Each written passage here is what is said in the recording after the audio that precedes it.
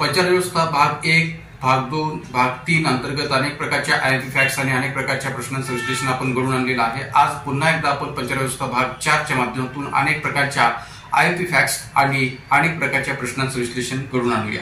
तर सुरू करूया आजच्या पंचव्यवस्था भाग 4 ला। पहा स्क्रीनवर पहिला प्रश्न, अशोक मेहता समितीच्या शिफारशी संदर्भात खालीलपैकी कोणते किंवा कोणती विधान किंवा विधाने असत्य आहेत किंवा आहेत? पहिलं विधान, अविधान, अशोक मेहता समितीने त्रिस्तरीय पंचायत व्यवस्था निर्मितीची शिफारस केली।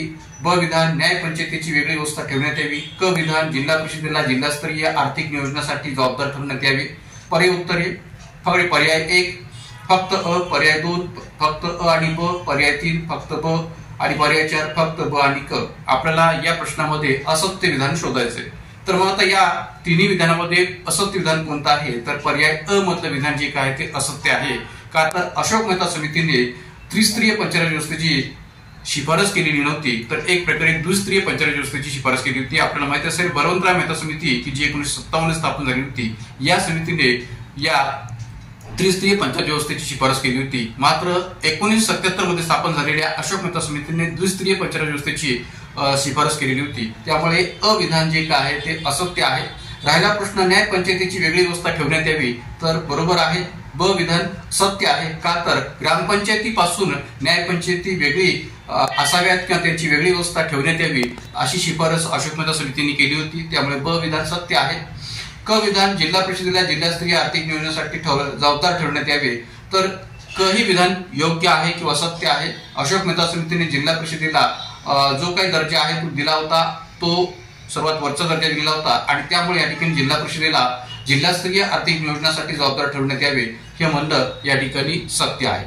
आता या ठिकाणी प्रश्नात विचारले की कोणतं विधान असत्य आहे, तर यामध्ये फक्त अविधान असत्य आहे आणि त्यामुळे आपल्याला उत्तर सांगता येईल पर्याय क्रमांक 1 फक्त अ, म्हणून या प्रश्नोत्तर आहे पर्याय क्रमांक 1 फक्त अ। तर या अनुषंगाने ज्या काही या ठिकाणी आयएमपी फॅक्ट्स आहेत त्या आयएमपी फॅक्ट्स वर सुद्धा आपण प्रकाश टाकूया। स्क्रीनवर पहा या अशोक मेहता समितीच्या शिफारशी चर्चेत असणाऱ्या आयएमपी फॅक्ट्स। पहिला शिफारशीचा भाग येतो आपण स्पष्टपणे सांगूया की जिल्हा हा लोकशाही विकेंद्रीकरणाचा पायाभूत घटक असावा आणि त्यावर राज्य शासनाचे नियंत्रण असावे। पंचायतची व्यवस्था द्विस्तरीय असावी आणि यात तालुका स्तरावर मंडळ पंचायत किंवा मंडळ समिती आणि जिल्हा स्तरावर जिल्हा परिषद असावी। मित्रांनो, या ठिकाणी बहुतांश विद्यार्थी चुकतात, त्यांना हे लक्षात येत नाही की अशोक मेहता समितीने स्पष्ट केलेले जे काही 2 स्तर आहेत ते नेमके कोणते आहेत हे स्पष्टपणे लक्षात येत नाही। तर हे 2 स्तर आहेत या ठिकाणी मंडळ पंचायत किंवा मंडळ समिती आणि जिल्हा स्तरावर जिल्हा परिषद। त्याचबरोबर तिसरी शिफारस 15 ते 27,000 लोकसंख्येसाठी 1 मंडळ आणि प्रत्येक मंडळासाठी 1 मंडळ पंचायत असेल। मंडळ पंचायतचा कार्यकाल 4 वर्षांचा असावा। त्याचबरोबर ग्रामस्तरावर ग्रामपंचायत पासून न्याय पंचायत सुंदर करण्यात यावी, म्हणजे न्याय पंचायतीची वेगळी व्यवस्था ठेवण्यात यावी। याचाच अर्थ इथं या ठिकाणी या पद्धतीने घेण्याची गरज आहे की ग्रामस्तरावर ग्रामपंचायतीपासून न्याय पंचायत सुंदर ठेवण्यात यावी किंवा सुंदर करण्यात यावी। पंचायत संस्थांच्या प्रत्येक स्तरावर निवडणुकांमध्ये राजकीय पक्षांचा सहभाग असावा।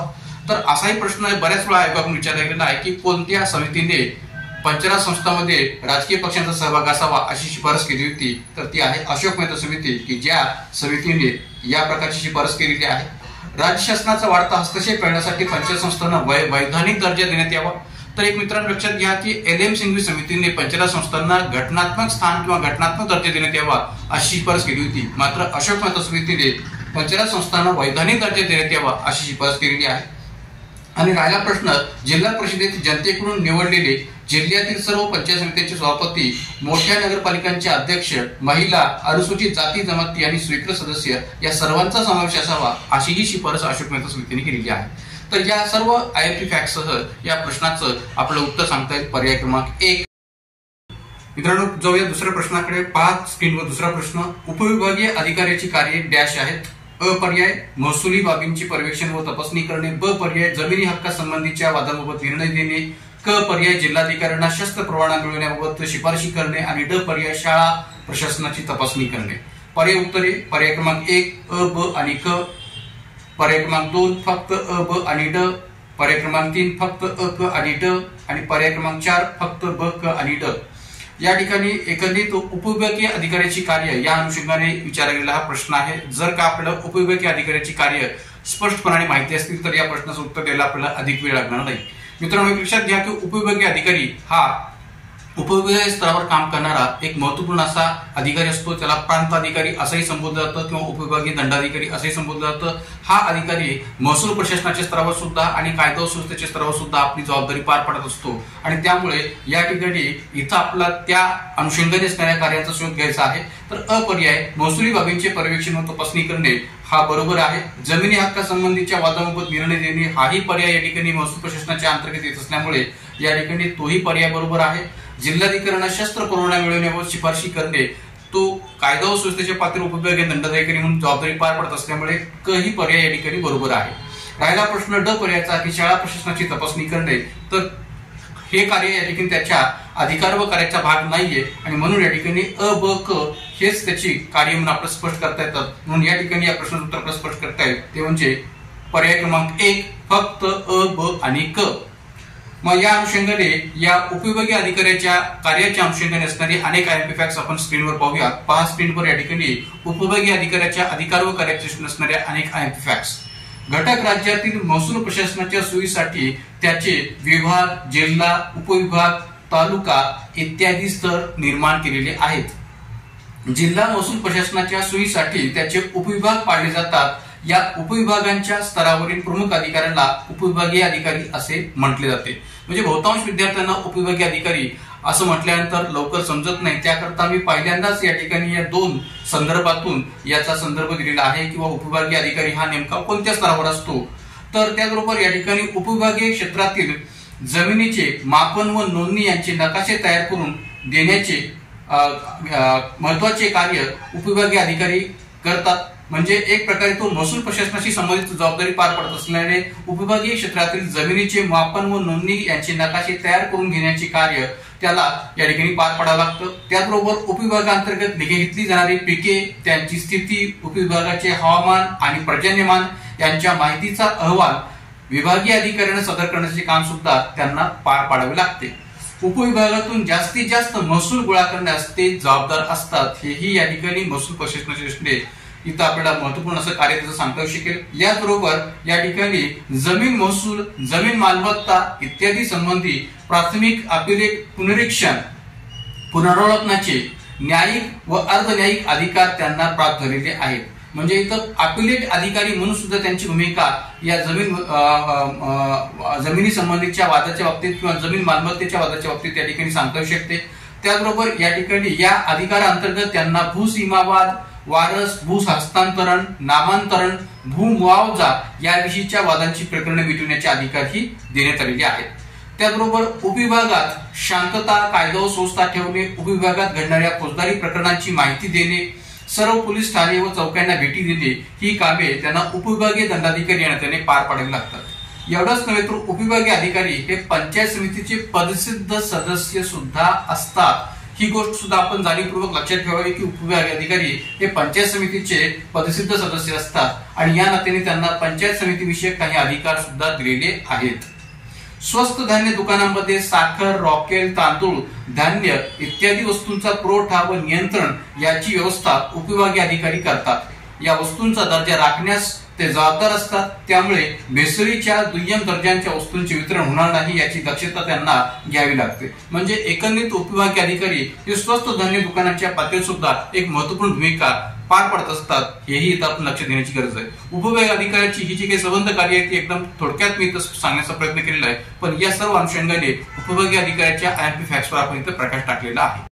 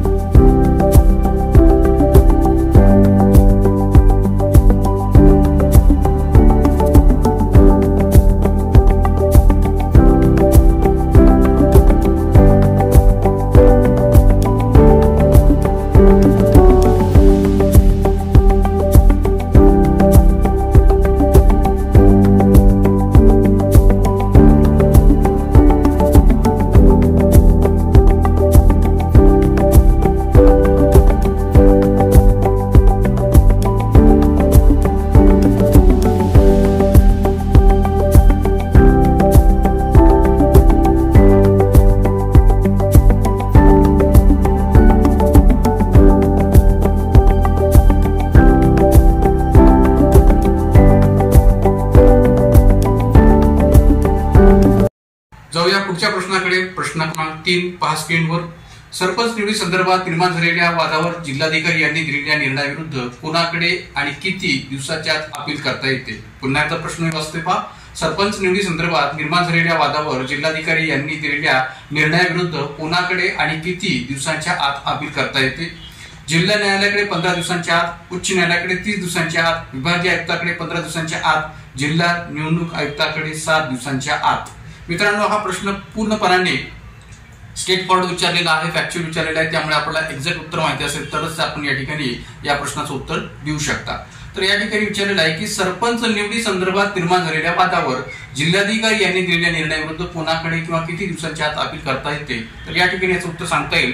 जिल्हाधिकाऱ्याच्या वरचा अधिकारी असणारा जो विभागीय आयुक्त असतो त्या विभागीय आयुक्ताकडे 15 दिवसांच्या आत याबाबतचं जे काही अपील आहे ते करता येते. आणि यामुळे या ठिकाणी इथं आपल्याला उत्तर देता येईल पर्याय क्रमांक 3 विभागीय आयुक्ताकडे 15 दिवसांच्या आत.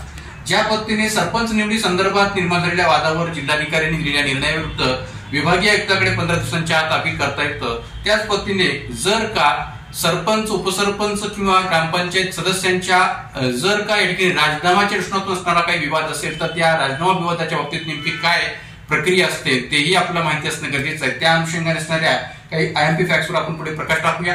तर पहा, जर का राजीनामा विवाद असेल तर राजीनामा पंचायतीच्या सभेपुढे ज्या तारखेस ठेवण्यात आला, मग तो राजीनामा सरपंच संबंधीचा असो, उपसरपंच संबंधीचा असो किंवा सदस्य संबंधीचा असो, म्हणजे ग्रामपंचायतीचा सरपंच, उपसरपंच किंवा सदस्य यांच्या बाबतचा कोणत्याही राजीनामाबाबतचा विवाद असेल तर राजीनामा पंचायतीच्या सभेपुढे ज्या तारखेस ठेवण्यात आला तेथून 7 दिवसांच्या आत संबंधित सरपंच, उपसरपंच किंवा सदस्यांना जिल्हाधिकाऱ्यांकडे अपील करता येते. म्हणजे या तिघांनाही 7 दिवसांच्या आत जिल्हाधिकाऱ्यांकडे अपील करता येते. ते जिल्हाधिकाऱ्यांनी 15 दिवसांच्या आत निर्णय देणे बंधनकारक आहे. मात्र जिल्हाधिकाऱ्यांच्या निर्णयाने समाधान न झाल्यास निर्णय प्राप्त झालेल्या तारखेपासून 15 दिवसांच्या आत विभागीय आयुक्तांकडे दाद मागता येते. तर ही जी काय दाद मागता येते ती राजीनाम्याच्या विवादाच्या प्रश्नातून असणारी जी काय दाद आहे ती मागता येते. तर त्यामुळे या ठिकाणी एक प्रकारे या सरपंच निवडी संदर्भात ज्या पद्धतीने जिल्हाधिकाऱ्यांच्या निर्णयाविरोधात विभागीय आयुक्तांकडे 15 दिवसांच्या आत दाद मागता येते, त्याच पद्धतीने राजीनाम्याच्या विवादाच्या बाबतीत सुद्धा ही आयएमपी फॅक्ट्स जे आहेत ते आपण लक्षात ठेवाव्यात की याही ठिकाणी जिल्हाधिकाऱ्यांनी दिलेल्या निर्णयाच्या बाबतीत या ठिकाणी जर का दाद मागायची असेल तर 15 दिवसांच्या आत विभागीय आयुक्तांकडे दाद मागता येते. पुढच्या प्रश्नाकडे पहा स्क्रीनवर. पुढचा प्रश्न, सुवर्ण जयंती ग्राम स्वराज योजनेसंदर्भात खालील विधाने विचारात घ्या. अ विधान, ही योजना दारिद्र्य रेषेखालील कुटुंबांना सहाय्य करण्यासाठी राबविण्यात येते. ब विधान, या योजनेअंतर्गत कुटुंबांना अर्थसहाय्य व शासनाचे अनुदान याद्वारे कायमस्वरूपी उत्पन्न निर्माण करणाऱ्या साधनांचा पुरवठा केला जातो. क विधान, या योजनेत स्वयंसहाय्य गटांना कोणतीही भूमिका देण्यात आली नाही. वरीलपैकी कोणते किंवा कोणती विधाने बरोबर आहे किंवा आहेत? पर्याय उत्तरे, 1 पर्याय फक्त अ आणि ब, 2 पर्याय फक्त ब आणि क, 3 पर्याय फक्त अ आणि क, पर्याय क्रमांक 4 फक्त क. मित्रांनो, आता या ठिकाणी जर आपण प्रश्न पाहिला तर हा प्रश्न सुवर्ण जयंती ग्राम स्वराज योजनेसंदर्भात विचारलेला आहे असं मराठीमध्ये आपल्याला वाटतं, पण ऍक्च्युअली जर आपण या ठिकाणी खालचा इंग्रजीमध्ये दिलेला जो प्रश्न आहे तो जर वाचला तर इथं त्याचं भाषांतर वेगळ्याच पद्धतीने आपल्याला पाहायला मिळेल. इंग्रजीमध्ये तो मूळ प्रश्न काय आहे पहा. Consider the following statements regarding the सुवर्ण जयंती ग्राम सेल्फ एम्प्लॉयमेंट स्कीम. आणि मराठीत भाषांतर करत असताना याचं भाषांतर वेगळंच आयोगाने केलेलं आहे की सुवर्ण जयंती ग्राम स्वराज योजना. इथं सेल्फ एम्प्लॉयमेंट स्कीम याचा अर्थ काय होतो? ग्राम स्वयंरोजगार योजना. त्यामुळे या प्रश्नाचा नेमका अर्थ आपण इंग्रजीतून समजून घेणं गरजेचं आहे, न की मराठीतून. त्यामुळे आयोगाकडून मराठीच्या भाषांतराच्या पातळीवर अनेक अशा चुका होत असतात. आपण त्याच्याकडे दुर्लक्ष करून इंग्रजीमध्ये नेमकं काय याच्या संदर्भात दिलेलं आहे ते सुद्धा चाचपून किंवा तपासून पाहण्याची आवश्यकता असते. त्यामुळे इथं लक्षात घ्या की consider the following statements regarding the सुवर्ण जयंती ग्राम सेल्फ एम्प्लॉयमेंट स्कीम म्हणजेच स्वयंरोजगार योजना या अर्थाने या प्रश्नाकडे आपण पाहायचंय. तर अ जे विधान आहे की ही योजना दारिद्र्य रेषेखालील कुटुंबांना सहाय्य करण्यासाठी राबविण्यात येते, तर निश्चितच या ठिकाणी ही योजना जी आहे ती केंद्र सरकारच्या माध्यमातून किंवा भारत सरकारच्या माध्यमातून विचार घेतलेली योजना आहे. आणि या योजनेअंतर्गत दारिद्र्य रेषेखालील कुटुंबांना सहाय्य करण्यासाठी ही योजना राबविण्यात येते असं म्हणायला हरकत नाही. का तर एक प्रकारे या योजनेअंतर्गत कुटुंबांना जे काही अर्थसहाय्य आणि शासनाचे अनुदान याद्वारे कायमस्वरूपी उत्पन्न निर्माण करणाऱ्या साधनांचा पुरवठा केला जातो। या कारणामुळे सुद्धा या ठिकाणी ही योजना दारिद्र्य रेषेखालील कुटुंबांना सहाय्य करण्यासाठी राबविण्यात येते असं म्हणायला जागा होते आणि त्यामुळे अ आणि ब हे दोन्ही विधाने बरोबर आहेत या योजनेच्या अनुषंगाने।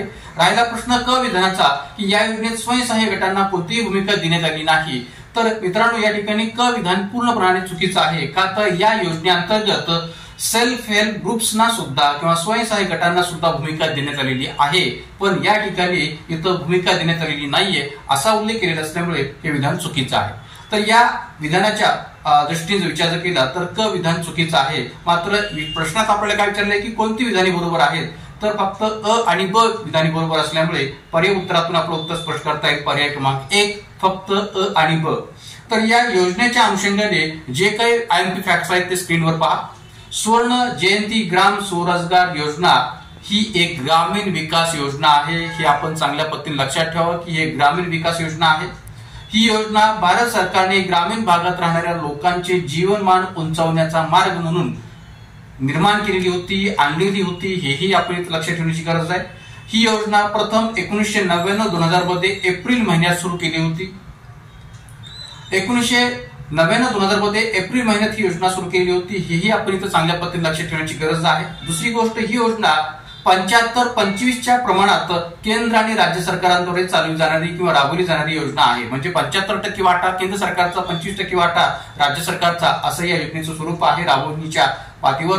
ही योजना नावाप्रमाणेच मुख्यत्वे अल्प उत्पन्न गटांवर आणि कुटुंबावर लक्ष केंद्रित करते आणि म्हणूनच दारिद्र्य रेषेखालील कुटुंबावर लक्ष केंद्रित करणारी ही योजना आहे असं म्हणायला जागा होते। या योजनेचा मुख्य उद्देश प्रत्येक वंचित कुटुंबाला अंदाजे 3 वर्षांच्या कालावधीत दारिद्र्य रेषेच्या वर उचलण्यासाठी किमान 2000 रुपये मासिक उत्पन्न प्रदान करणे आहे। हा या योजनेचा मुख्य उद्देश आपल्याला स्पष्ट करता येईल। तर असं या योजनेचं स्वरूप आहे किंवा या योजनेच्या अनुषंगाने असणारे हे संबंध आयएमपी फॅक्ट्स आपण लक्षात ठेवण्याची गरज आहे। मित्रांनो, या व्हिडिओच्या माध्यमातून आपण एक नवीन माहिती घेणार आहोत आणि ती माहिती म्हणजे कोणती, तर या व्हिडिओच्या थंबनेल मध्ये सुद्धा आणि या व्हिडिओ अंतर्गत सुद्धा मी एका सिनेमाचं पोस्टर आपल्याला या ठिकाणी दाखवलेलं आहे। पाहू शकता आपण हे सिनेमाचं पोस्टर। या सिनेमाचं नाव आहे संशोधन। संशोधन हा सिनेमा 1996 मध्ये प्रसिद्ध हिंदी फिल्म डायरेक्टर गोविंद निलानी यांनी निर्माण केला होता। त्याच वेळेस तो प्रदर्शितही झाला होता।